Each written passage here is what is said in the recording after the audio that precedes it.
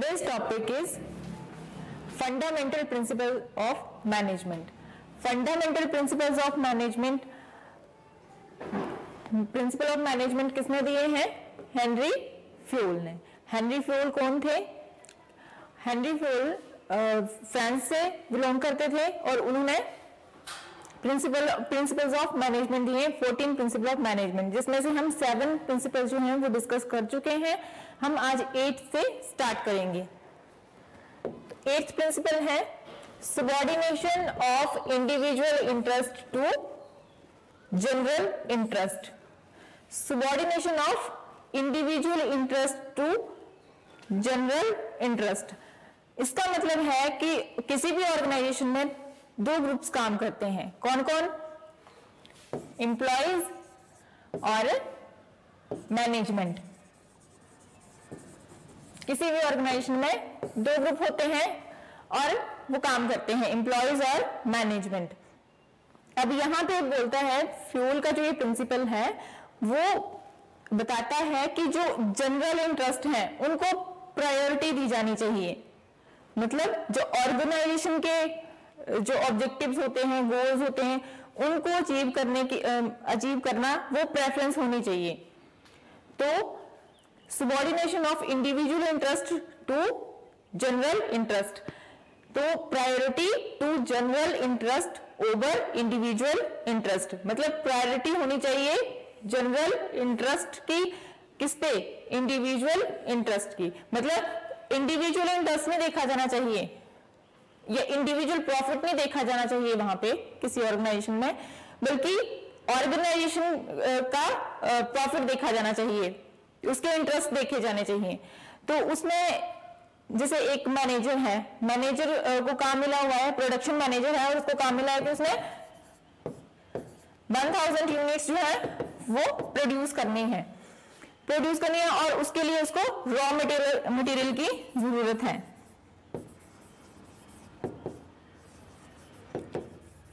तो जो मैनेजर है उसका जो सन है या कोई रिलेटिव है वो रॉ मटेरियल मतलब वहां से ले सकता है। अगर वो वहां से लेता है, ठीक है, और वहां से जो परचेज किया जा रहा है उसकी कॉस्ट जो है वो ज्यादा में दे रहा है, मतलब, ठीक है, तो वहां पे क्या होगा? इंडिविजुअली अगर उसको देखा जाए तो मैनेजर जो है उसको क्या हो रहा है? प्रॉफिट हो रहा है, पर्सनली प्रॉफिट हो रहा है, ठीक है, क्योंकि उसके रिलेटिव से या उसके सन से जो है वो परचेज किया जा रहा है रॉ मटेरियल और हायर कॉस्ट पे किया जा रहा है, जो मार्केट के प्राइसेस हैं उससे ज्यादा कॉस्ट पे उसको परचेज किया जा रहा है, मैनेजर जो है उसको परचेज कर रहा है। तो ऐसे तो मतलब उसको पर्सनली जो है वो क्या हो रहा है? प्रॉफिट हो रहा है। बट अगर ऑर्गेनाइजेशन के पॉइंट ऑफ व्यू से देखा जाए तो ऑर्गेनाइजेशन के लिए तो वो प्रॉफिट नहीं है, वो तो लॉस है। तो ऐसे जो डिसीजंस हैं उनको फॉलो नहीं किया जाना चाहिए। मतलब इसने बोला है कि जो प्रायोरिटी है वो प्रॉफिट, जो ऑर्गेनाइजेशन का प्रॉफिट है उसकी होनी चाहिए, उसके जो जनरल इंटरेस्ट है उसकी उन पे प्रायोरिटी होनी चाहिए, ना कि इंडिविजुअल इंटरेस्ट को प्रायोरिटी दी जानी चाहिए। नेक्स्ट है रेम्यूनरेशन टू एम्प्लॉयज। अब फ्यूल बोलता है कि जो रेम्यूनरेशन या सैलरी, वेजेस जो भी है, रेम्यूनरेशन होता है सैलरी, वर्कर्स को जो दी जाती है वो वेजेस दी जाती है, एम्प्लॉयज को जो दी जाती है वो सैलरी दी जाती है। तो रेम्यूनरेशन टू एम्प्लॉयज, जो रेम्यूनरेशन है एम्प्लॉयज की, जो सैलरी है, पे है एम्प्लॉयज की, वो मतलब फेयर होनी चाहिए, फेयर रेम्यूनरेशन जो है वो दिया जाना चाहिए। जो ऑनर है जो दे रहे हैं सैलरी, ओनर्स के लिए ओनर्स भी सेटिस्फाई होने चाहिए और जो वर्कर्स या एम्प्लॉयज हैं वो भी सेटिस्फाई होने चाहिए अपनी सैलरी से। तो it is the duty of manager to ensure that everybody is being paid remuneration according to their work. जो मैनेजर है ये उसकी ड्यूटी है, उसने देखना होता है कि हर किसी को उनके काम के हिसाब से सैलरी दी जा रही है या नहीं दी जा रही है, बट एक फेयर रेम्यूनरेशन होना चाहिए। मतलब ना कम हो ना ज्यादा हो, मतलब दोनों ही साइड जो है ऑनर और जो एम्प्लॉइज वर्कर्स हैं वो क्या होने चाहिए, सेटिस्फाई होने चाहिए सैलरी से, उसको बोलते हैं फेयर रेम्यूनरेशन होना चाहिए ऑर्गेनाइजेशन में। अब सैलरी जो है किस पे बेस पे दी जाती है या डिसाइड की जाती है, फर्म की कैपेसिटी क्या है, wages paid by the competitor firms, जो कॉम्पिटिटर्स हैं, ठीक है, एक ऑर्गेनाइजेशन पे कर रही है तो उसके साथ और भी जैसे ऑर्गेनाइजेशन हैं वो अपने जो वर्कर्स हैं एम्प्लॉइज हैं उनको किस तरह से सैलरी, कैसे सैलरी पे कर रही है, ठीक है। तो wages paid by the competitor as per the provisions of minimum wages act, और साथ में ये भी देखा जाता है कि जो प्रोविजन बनाए हुए हैं मिनिमम वेजेस एक्ट में, तो वो भी साथ में उससे भी सैलरी जो है डिसाइड की जाती है कि कितनी देनी चाहिए। तो सैलरी जो है या रेम्यूनरेशन जो है वो किस तरह से होना चाहिए, फेयर रेम्यूनरेशन होना चाहिए। नेक्स्ट है सेंट्रलाइजेशन एंड डिसेंट्रलाइजेशन। अब सेंट्रलाइजेशन क्या होता है, सेंट्रलाइजेशन का मतलब होता है कि जितने भी डिसीजंस हैं, अगर टॉप लेवल मैनेजमेंट जो है सारे डिसीजन खुद हैंडल कर रही है तो उसको बोलते हैं सेंट्रलाइज्ड ऑर्गेनाइजेशन। किसी भी ऑर्गेनाइजेशन में कितने लेवल्स होते हैं, 3 लेवल्स होते हैं, टॉप, मिडिल और लोअर लेवल। अगर किसी ऑर्गेनाइजेशन में अगर टॉप लेवल मैनेजमेंट ही सारे डिसीजन जो हैं वो हैंडल कर रही है तो उसको बोलते हैं सेंट्रलाइज्ड ऑर्गेनाइजेशन। तो सेंट्रलाइज्ड ऑर्गेनाइजेशन होगी और दूसरी होती है डिसेंट्रलाइजेशन। तो डिसेंट्रलाइज्ड ऑर्गेनाइजेशन वो हुई जहां पे कुछ डिसीजन जो हैं वो लोअर लेवल या मिडिल लेवल पर भी छोड़ दिए जाते हैं। डिसीजन जो है यहां पे सारे डिसीजन जो है कौन लेता है, टॉप लेवल, और यहां पे जो इंपॉर्टेंट नहीं है, जो ज्यादा इंपॉर्टेंट नहीं है डिसीजंस, वो कौन लेगा, मिडिल या लोअर लेवल भी लेगा। तो उस ऑर्गेनाइजेशन को बोलते हैं डिसेंट्रलाइज्ड ऑर्गेनाइजेशन। तो फ्यूल के अकॉर्डिंग कि ऑर्गेनाइजेशन में सेंट्रलाइजेशन और डिसेंट्रलाइजेशन में कॉम्बिनेशन होना चाहिए, बैलेंस होना चाहिए।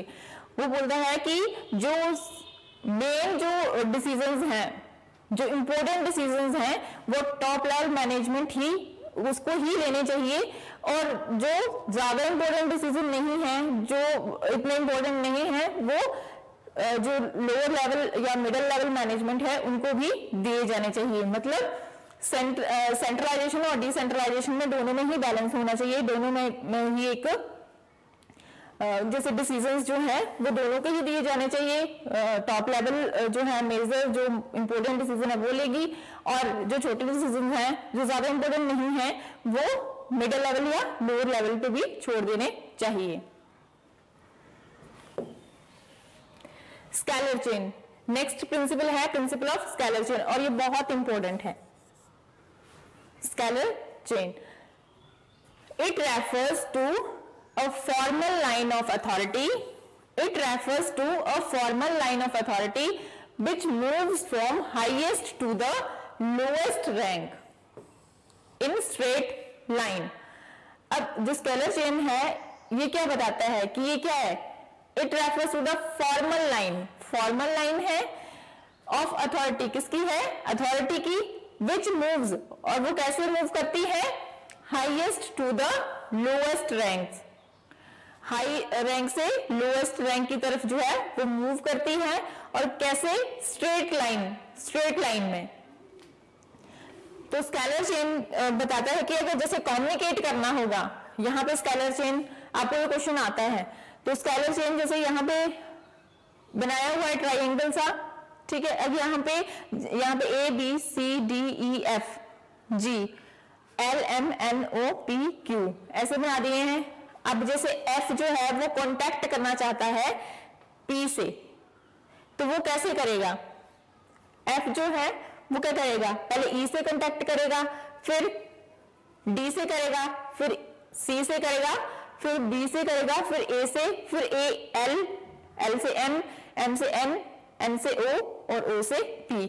इस तरह जो है वो एक स्ट्रेट लाइन जो है वो फॉलो की जा रही है, मतलब कम्युनिकेट जो किया जाएगा, तो कन्वर्सेशन जो होगी या कांटेक्ट करना चाहता है तो वो ये जो पोस्ट्स हैं इनको फॉलो करेगा, ठीक है, इनके थ्रू जो है वो यहां तक वो पी से कांटेक्ट करेगा।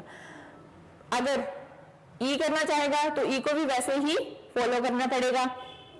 अगर पी ई से करना चाहता है तब भी इस तरह से ओ एन एम एल ऐसे करके ई तक कांटेक्ट करेगा, तो इसको बोलते हैं scalar chain. But scalar chain जो है वो इमरजेंसी में, जैसे इमरजेंसी है तो वहां पे क्या होता है, कम्युनिकेशन करना बहुत जरूरी है, तो इतने स्टेप्स फॉलो नहीं किए जाएंगे, नहीं ना किए जा सकते, हर सिचुएशन में ऐसे तो नहीं किया जा सकता।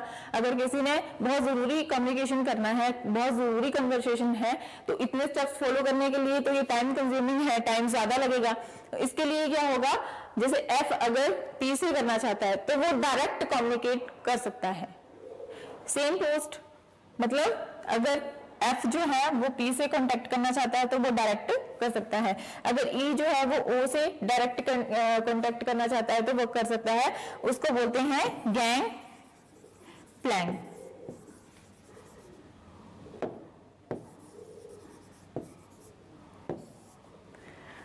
अगर डायरेक्ट कम्युनिकेशन हो रहा है, ठीक है, तो उसको बोलते हैं गैंग प्लैंग।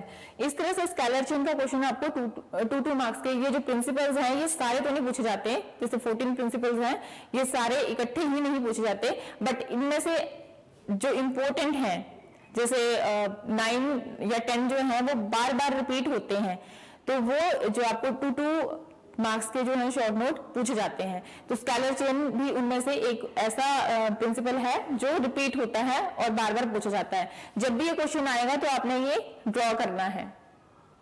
तो स्केलर चेन क्या होता है, जिसमें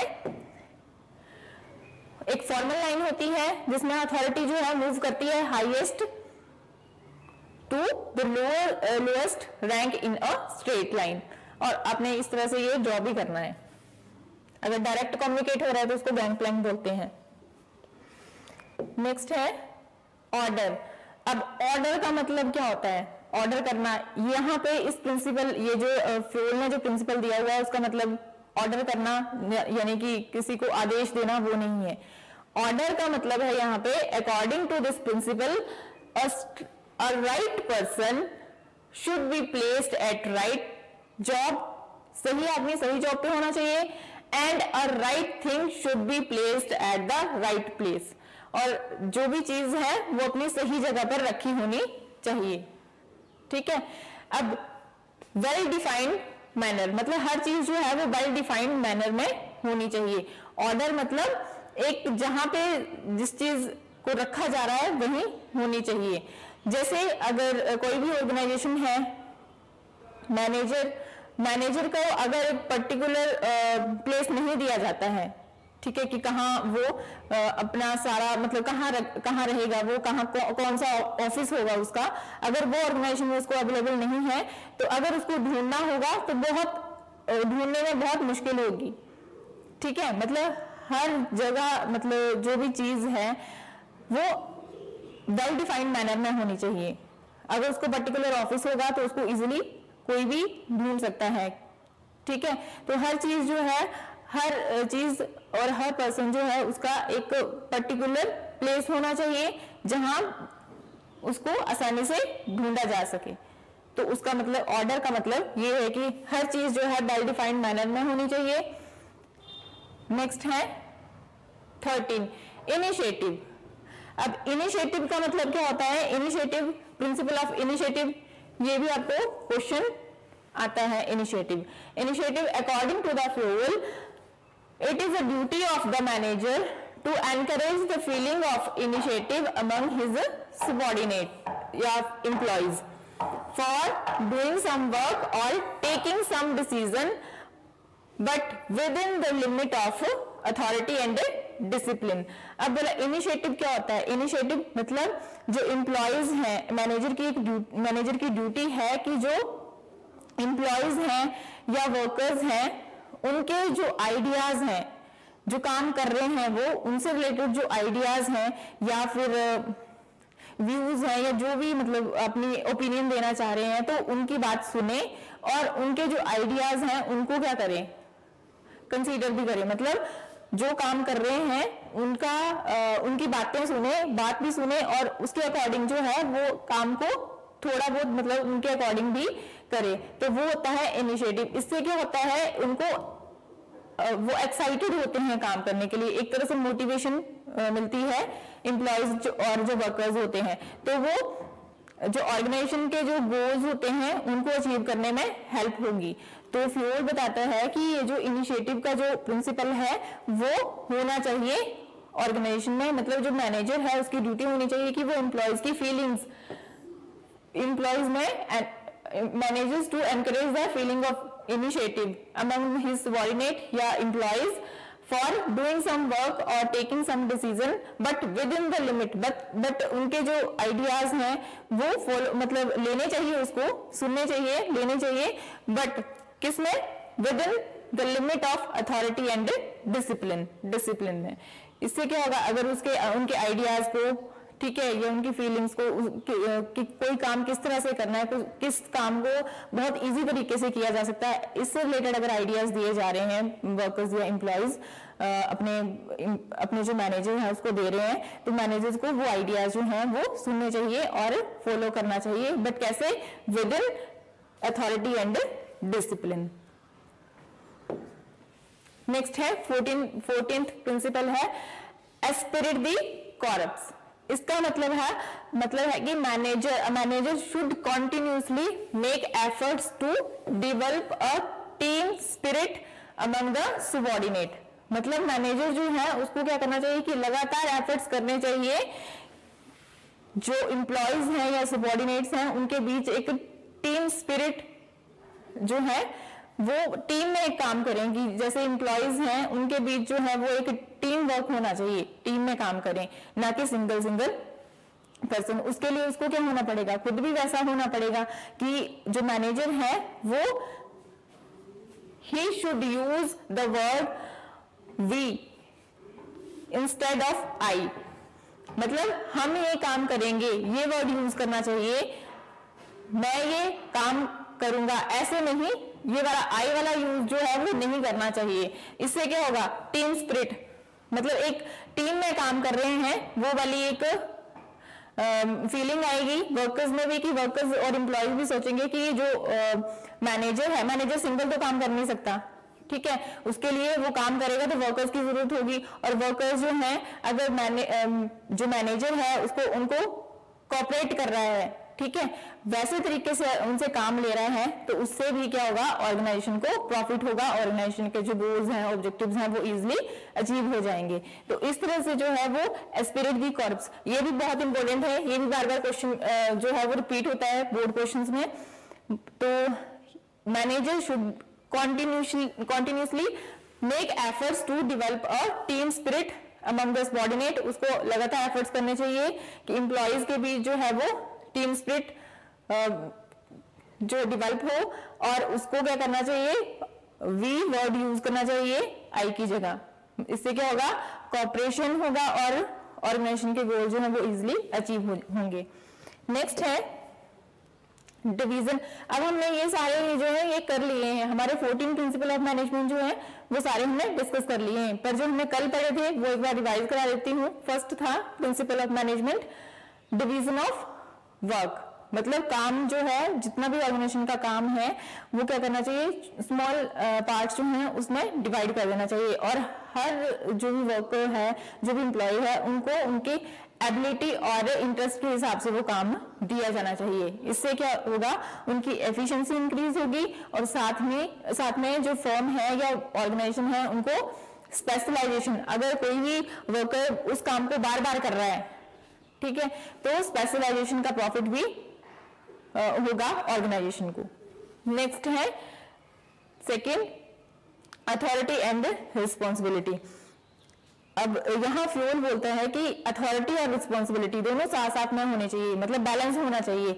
अगर अथॉरिटी, अगर सबऑर्डिनेट, अगर ये सुपीरियर है और सबऑर्डिनेट है, अगर सबऑर्डिनेट का काम होता है काम करना और सुपीरियर का होता है कि उसको काम देना, ठीक है।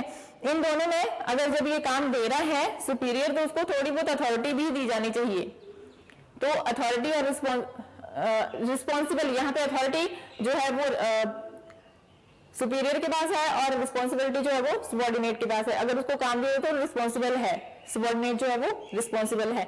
यहाँ पे बोला जाता है कि अथॉरिटी और रिस्पॉन्सिबिलिटी दोनों में बैलेंस होना चाहिए। अगर रिस्पॉन्सिबिलिटी दी जा रही है तो अथॉरिटी भी दी जानी चाहिए। नेक्स्ट है डिसिप्लिन, प्रिंसिपल ऑफ डिसिप्लिन। ये बहुत इंपॉर्टेंट है, ये भी डिवीजन ऑफ वर्क, ये भी रिपीट होता है बार बार। अथॉरिटी एंड रिस्पॉन्सिबिलिटी, ये सारे 14 में से कोई भी आ सकता है, बट जो इंपॉर्टेंट है वहां मैं स्टार लगा रही हूँ कि ये बार बार रिपीट होता है। अथॉरिटी एंड रिस्पॉन्सिबिलिटी हो गया। नेक्स्ट है discipline, principle of discipline. Discipline का मतलब है कि डिसिप्लिन जो है वो लोअर लेवल के लिए नहीं होना चाहिए। डिसिप्लिन जो है वो हर level, top level, middle level और लोअर लेवल, तीनों ही लेवल पे होना चाहिए। Unity of command, unity of command का मतलब है कि अगर जो ऑर्डर दिए जा रहे हैं, जो कमांड दी जा रही है, ठीक है, तो एक टाइम पे एक ही बॉस जो है वो कमांड देने वाला होना चाहिए वर्कर्स को या एम्प्लॉयज को। अगर एक से ज्यादा जो ऑफिसर है या उनका बॉस है वो एक से ज्यादा है, दो हैं, तो वो कंफ्यूज हो जाएंगे, कौन, वर्कर और एम्प्लॉयज, कि किसकी बात पहले सुने। तो इसमें है यूनिटी ऑफ कमांड। कमांड जब भी दी जाएगी तो वो एक ही बॉस, एक टाइम पे एक ही बॉस जो है वो होना चाहिए कमांड देने वाला, ठीक है। तभी जो है वो जो एम्प्लॉयज हैं या वर्कर्स हैं वो अपना काम अच्छे से कर सकेंगे, ठीक है। तो यूनिटी ऑफ कमांड होनी चाहिए। ये प्रिंसिपल, ये भी बहुत इंपॉर्टेंट है, ये भी रिपीट होता है। यूनिटी ऑफ डायरेक्शन, डायरेक्शन मतलब अगर ऑर्गेनाइजेशन के जो एक्टिविटीज हैं वो सारी एक्टिविटीज एक ही डायरेक्शन में होनी चाहिए, जो ऑर्गेनाइजेशन के गोल है उसकी तरफ ही होनी चाहिए। तो डायरेक्शन मतलब जो ऑर्गेनाइजेशन है उसकी जो सारी एक्टिविटीज की जानी चाहिए वो एक ही डायरेक्शन में की जानी चाहिए, और वो क्या होना चाहिए, ऑर्गेनाइजेशन के गोल को अचीव करना। सिक्स्थ है प्रिंसिपल ऑफ इक्विटी। इक्विटी का मतलब क्या होता है, इक्विटी का मतलब होता है इक्वल। मतलब यहाँ पे प्रिंसिपल ऑफ इक्विटी, इसमें यह है कि जितने वर्कर्स, एम्प्लॉयज एक फर्म में या एक ऑर्गेनाइजेशन में काम कर रहे हैं तो उनके साथ समान व्यवहार, मतलब एक जैसा, कोई भेदभाव नहीं होना चाहिए, उनके साथ समान व्यवहार किया जाना चाहिए, एक जैसा देखा जाना चाहिए, चाहे किसी भी रिलीजन से है, चाहे मेल है, फीमेल है, ठीक है, उनके साथ इक्वल बिहेव होना चाहिए। नेक्स्ट है स्टेबिलिटी ऑफ पर्सनल। तो इसमें ये बोला गया है इस प्रिंसिपल में कि जो स्टेबिलिटी है, ठीक है, वर्कर्स जो है उनका एक फिक्स्ड टेन्योर होना चाहिए, उनको कुछ टाइम के बाद, जैसे फ्रीक्वेंटली उनकी ट्रांसफर या नहीं होना चाहिए। अगर ऐसा होता है तो ऑर्गेनाइजेशन को लॉस हो सकता है, ठीक है।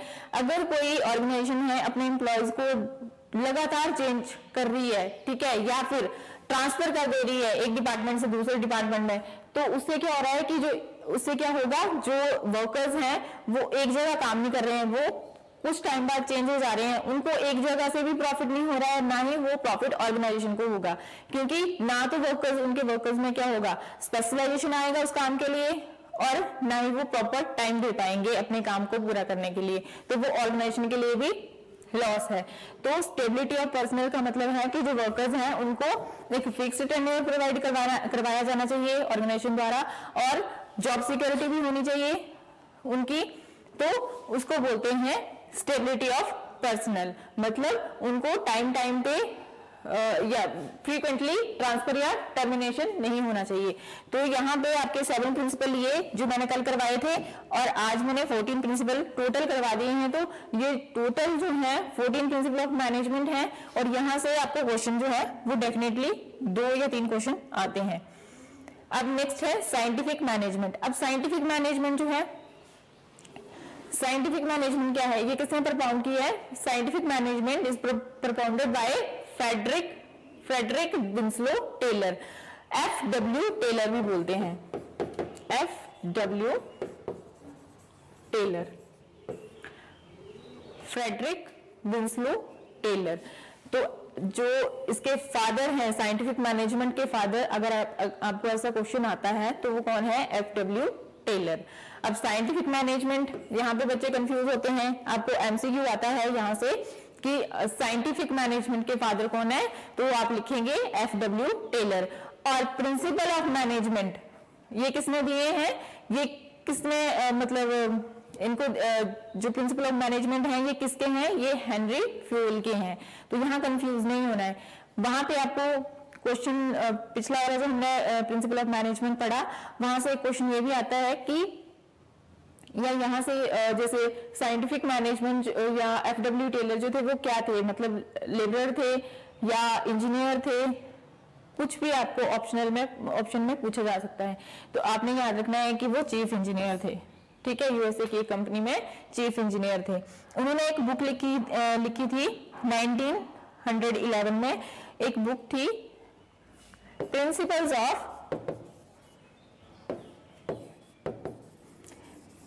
Of scientific management.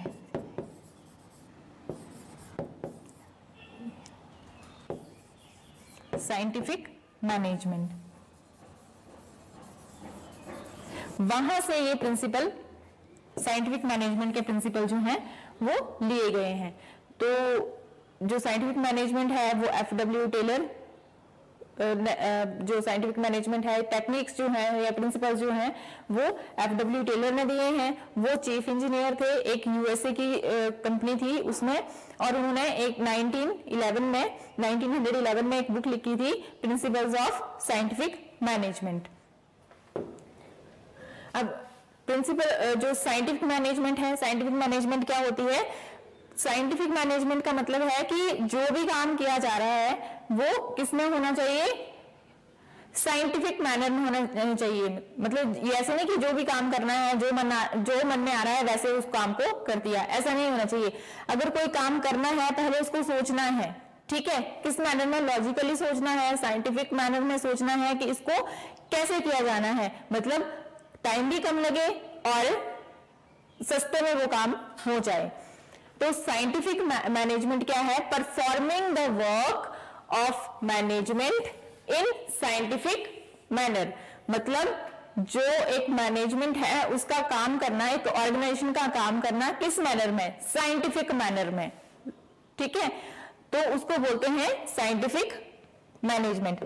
इसके फीचर्स क्या हैं? साइंटिफिक मैनेजमेंट के फीचर्स हैं सिस्टमैटिक अप्रोच, ठीक है। तो इसमें जो काम होता है वो क्या होता है? सिस्टमैटिकली होगा, साइंटिफिक मैनर में होगा और सिस्टमैटिक तरीके से होगा, फर्स्ट स्टेप सेकंड ऐसे करके। ये सिस्टमैटिक अप्रोच है। साइंटिफिक मैनेजमेंट जो है वो एक सिस्टम होगा, उसके अकॉर्डिंग जो है वो काम किया जाएगा। नेक्स्ट है brings complete mental change. Scientific management का फीचर है कि साइंटिफिक मैनेजमेंट जो है वो क्या करता है? Complete mental change. मतलब मेंटल चेंज मतलब जो एक थिंकिंग है, ठीक है, उसको चेंज कर देता है, ठीक है। अब किसकी थिंकिंग चेंज होगी? जो ऑर्गेनाइजेशन में होगा वो कौन कौन होगा? कौन कौन होंगे? Manager and employees. मोस्टली यही काम करते हैं ऑर्गेनाइजेशन में, ठीक है। तो ये जो है मैनेजर्स और एम्प्लॉयज जो हैं उनका क्या होगा? मेंटल चेंज होगा। जब भी कोई काम साइंटिफिक तरीके से किया जा रहा है तो मैनेजर्स और एम्प्लॉयज जो हैं वो इस तरह से काम करेंगे कि ऑर्गेनाइजेशन को, उनमें कॉपरेशन की फीलिंग जो है वो आएगी। साइंटिफिक मैनर से अगर वो काम कर रहे हैं तो उनमें कॉपरेशन की फीलिंग आएगी और ऑर्गेनाइजेशन के जो गोल्स हैं उनको अचीव करने में हेल्प होगी। नेक्स्ट है improves the efficiency of the workers. तो साइंटिफिक मैनर में अगर काम किया जा रहा है, साइंटिफिक अप्रोच लगाई जा रही है, सिस्टमैटिकल तरीके से काम किया जा रहा है, तो नेचुरली है कि वर्कर्स की जो एफिशिएंसी है वो इंप्रूव होगी। तो इस तरह से ये साइंटिफिक मैनेजमेंट के फीचर्स हैं। साइंटिफिक मैनेजमेंट क्या होता है, ये किसने दिया है और इसके फीचर्स क्या हैं, ये आपने लर्न कर लेने हैं। Thank you.